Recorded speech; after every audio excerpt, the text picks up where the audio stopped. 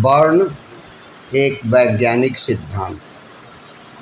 कृष्ण अर्जुन को कहते हैं कि और सब बातें छोड़ भी दो तो भी क्षत्रिय हो, और क्षत्रिय के लिए युद्ध से भागना श्रेयस्कर नहीं है। इसे कई कारणों से थोड़ा समझ लेना जरूरी है। एक तो विगत 500-600 वर्षों में सभी मनुष्य समान हैं, इस बात की को इतनी प्रचारित की गई है कि कृष्ण की यह बात बहुत अजीब लगेगी कि तुम क्षत्रिय हो। समाजवाद के जन्म के पहले सारी पृथ्वी पर उन सारे लोगों ने जिन्होंने सोचा है और जीवन को जाना है, बिल्कुल ही उनकी दूसरी धारणा थी। वह धारणा यह थी कि कोई भी व्यक्ति समान नहीं, और दूसरी धारणा उस असमानता से ही बंधी हुई थी, और यह थी कि व्यक्तियों के टाइप, व्यक्तियों के विभिन्न प्रकार। बहुत मोटे में इस देश के मनुष्यों ने 4 प्रकार से बांटे।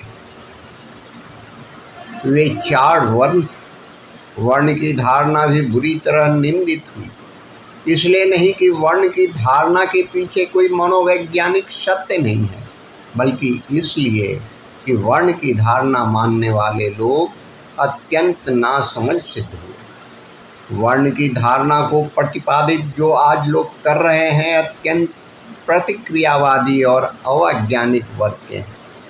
संग साथ से सिद्धांत तक मुसीबत में पड़ जाती है। इसीलिए आज बड़ी मुश्किल पड़ती है यह बात कि कृष्ण का यह कहना कि तू क्षत्रिय है, जिस दिन यह बात कही गई थी उस दिन यह मनोवैज्ञानिक सत्य बहुत स्पष्ट। अभी जैसे जैसे पश्चिम में मनोविज्ञान की समझ बढ़ती है, वैसे वैसे यह सत्य पुनः स्थापित होता जाता है।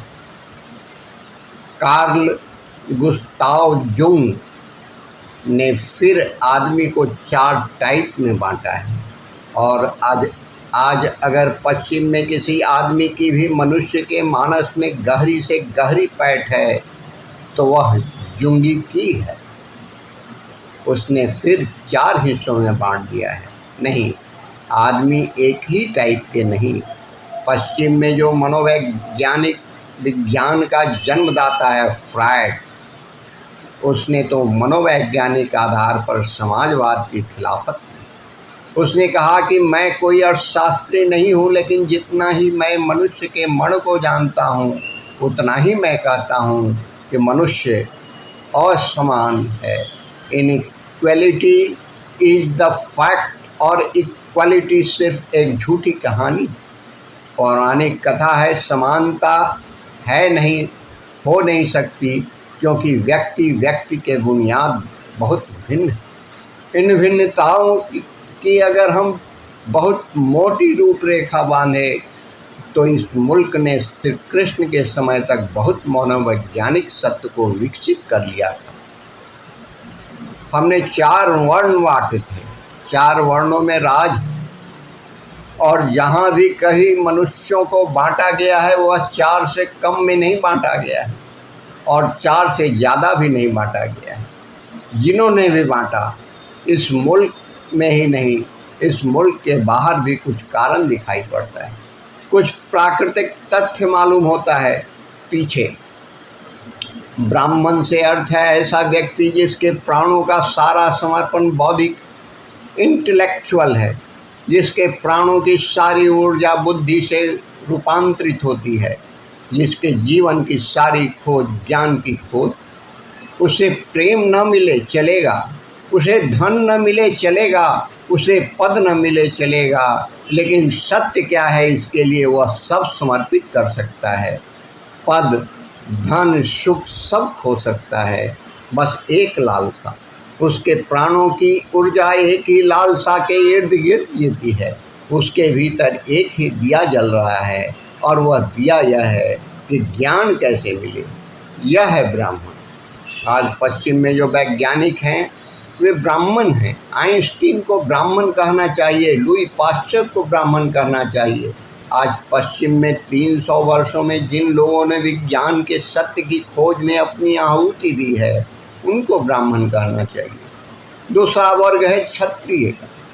उसके लिए ज्ञान नहीं है उसकी आकांक्षा का स्रोत। उसकी आकांक्षा का स्रोत शक्ति है, पावर है, व्यक्ति है पृथ्वी पर जिसका सारा जीवन शक्ति की ही खोज है।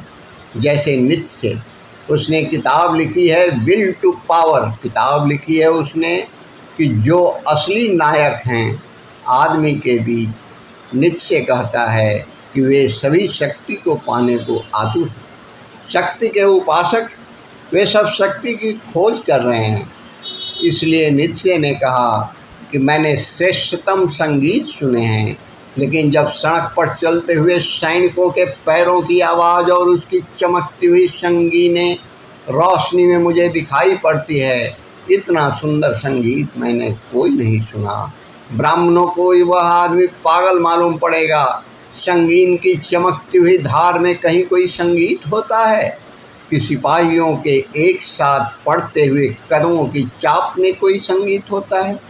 संगीत तो होता है कंटेम्पलेशन में, चिंतन में, आकाश के नीचे वृक्ष के पास बैठकर तारों के संबंध में सोचने में। संगीत तो होता है संगीत में, काव्य में। संगीत तो होता है खोज में सत्य की। यह पागल है नीत्शे, लेकिन नीत्शे किसी एक वर्ग के लिए ठीक ठीक बात कह रहा है। किसी के लिए तारों में कोई अर्थ नहीं होता, किसी के लिए एक ही अर्थ होता है, एक ही संकल्प होता है कि शक्ति और ऊर्जा के ऊपरी शिखर पर वह कैसे पहुँच जाए। उसे हमने कहा था क्षत्रिय। कृष्ण पहचानते हैं अर्जुन को भली भांति, वह टाइप क्षत्रिय का है।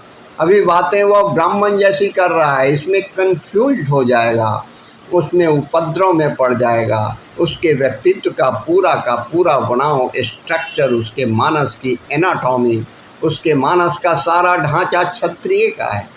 तलवार ही उसकी आत्मा है, वही उसकी रौनक है, वही उसका संगीत है।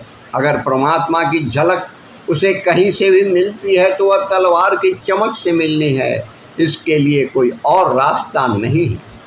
तो उससे वे कह रहे हैं तू क्षत्रिय है, और अगर सब बातें छोड़ भी दो तो तुझसे कहता हूँ कि तू क्षत्रिय है, और तुझसे मैं कहता हूँ कि क्षत्रिय से यहाँ वहाँ होकर तुम सिर्फ दीनहीन हो जाएगा।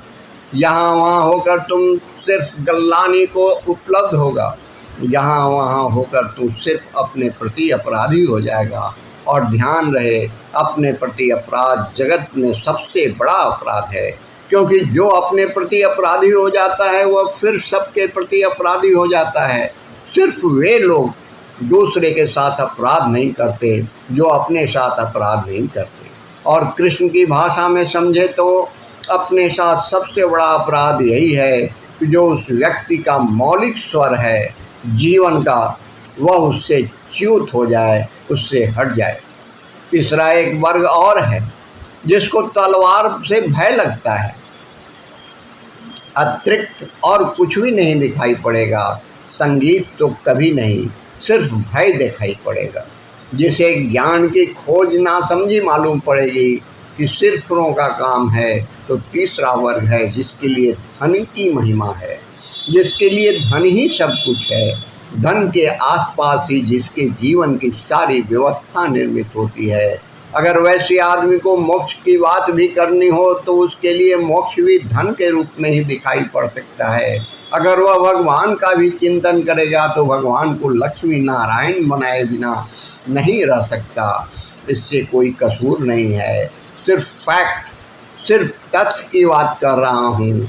ऐसा है, और ऐसा आदमी अगर छिपाए अपने को तो व्यर्थ ही कठिनाई में पड़ेगा। अगर वह दबाए अपने को तो कठिनाई में पड़ेगा।